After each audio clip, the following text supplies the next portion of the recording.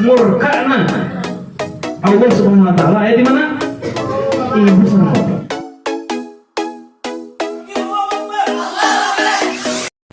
Sahabat sinar positif yang sayang Allah, berikut adalah nasihat gurunda kami Buya Yahya terkait usia yang tepat untuk anak dalam masuk pondok pesantren. Doa ya seperti biasa, doa dibarengi dengan sedekah, dibarengi dengan waktu yang tepat, habis sholat, tengah malam, peduli dengan anaknya orang. Itu doa yang mudah dikabul oleh Allah, bukan egois. Anda peduli dengan anaknya orang, jangan khawatir nanti anak Anda akan dibawa oleh Allah kepada kebaikan. Pedulilah urusan anaknya orang, jangan khawatir, ikhlas. Kemudian adiknya, ya tentunya itu akan punya pengaruh besar adalah abang-abangnya. Ya tentunya anak-anak semacam itu ya, namanya anak kecil. Umur berapa? Yang masih kecil. Umur berapa? 9 tahun. 9 tahun jangan buru-buru. Ada sebagian orang tua memasukkan anaknya terlalu kecil. Ada orang bertanya, berapa sih idealnya masuk pondok pesantren? Jika rumahmu rumah aman, maka umur 12 lah, tamat SD paling tidak ada kemandirian. Rumahmu rumah aman. Tapi kalau rumahmu tidak aman, bayi pun perlu dipondokin anaknya. Televisinya nggak beraturan, ibunya YouTubean nggak jelas, itu rumah nggak aman, pondokin mulai bayi itu anak.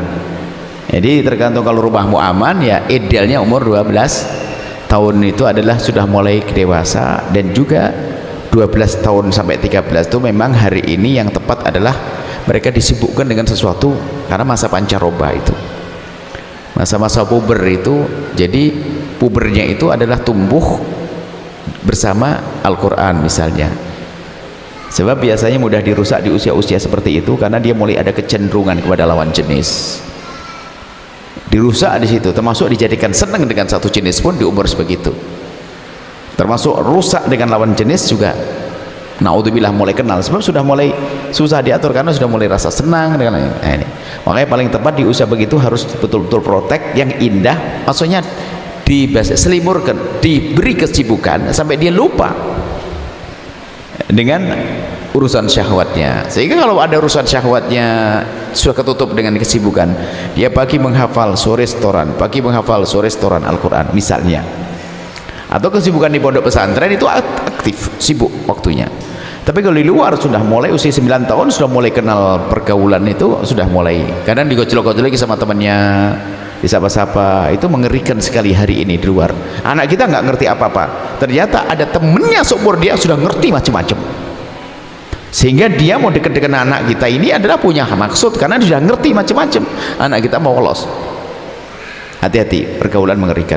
Nah tentunya adalah sering diajak cerita-cerita saja supaya tidak terpaksa. Ya, tadi kami sampaikan, ngobrol, diajak main, ya tentunya ada contoh yang baik. Kalau ternyata abangnya, semoga abangnya baik semuanya lah. Jadi kalau saudara-saudaranya kurang menarik bagi dia, tentunya ya kita harus carikan contoh yang lain. Kadang dia nggak senang sama abangnya karena abangnya kasar dan sebagainya. Akhirnya apa? Nggak mau mondok gara-gara abangnya kasar misalnya. Berarti harus kita kenalkan figur yang lain. Nah, jadi supaya ada kerinduan di dalam dirinya. Sebut para ulama, dekat para ulama, diajak sering main ke tempat-tempat mulia, ke tempat yang baik. Ini berkah. Anak kecil bawa ini berhati salih. Saya bangga kok anak kecil bawa begini itu. Jadi biarpun akalnya itu adalah tidak faham, tapi rohnya faham. Lagi-lagi kalau bicara tentang membawa ke majelis, saya punya umi. Kami dibawa setiap pagi kuliah subuh bukan seminggu sekali, setiap pagi sebelum subuh naik sepeda motor, perjalanan lumayan jauh, 3 km lebih, 4 kilo atau 5 kilo naik motor. Saya masih teringat setiap pagi itu masih embun itu selalu di bulu mata itu. Saya dikasih roti pegangan, naik motor merah, motornya saya cari ketemu, saya di depan, umi saya di belakang, abah saya. Itu setiap hari dengan Kiai Mujri. Ternyata kalau kita kembali kepada bimbingan dari Nabi, tempat mulia itu perlu kita bawa ke mereka, ke tempat-tempat tersebut. Kita bawa anak-anak kita. Jadi nggak apa-apa anak-anak kecil dibawa seperti itu, senang gitu.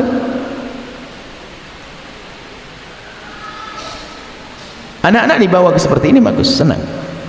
Ya, anak-anak dibawa ke tempat-tempat yang baik, itu rohnya yang mendengar. Jadi kalau tanya doanya apa, ya doa iya, tapi biasakan ke tempat yang baik, rohaniyatnya itu akan, karena didoakan. Allah bersumpah dengan kemuliaan dan keagungan, dia Allah apa malaikat apa Allah bersumpah, demi kemuliaanku dan keagunganku aku telah turunkan rahmat kepada hadir, yang hadir mendapatkan rahmat, biarpun orok, biar bayi mendapatkan rahmat, biarpun Anda tidur di sini.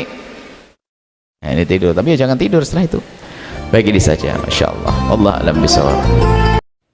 Sahabat Sinyal Positif, setelah menyaksikan video ini, jangan lupa berselawat kepada baginda Nabi Muhammad. Salawat Nabi Muhammad.